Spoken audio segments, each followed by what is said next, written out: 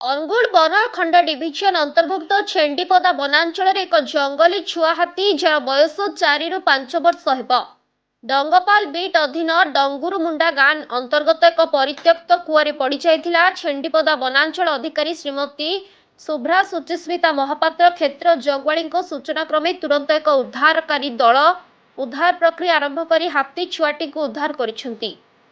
ଉଦ୍ଧାର କାର୍ଯ୍ୟଟି ବହୁତ ଜଟିଳ ଥିଲା କାରଣ ଉଜେଇସି ଟିକିଆ ହାତୀପଲ 50 ମିଟର ଦୂରତାରେ ହାତୀ ଛୁଆଟିକୁ ଜଗି ରହିଥିଲେ।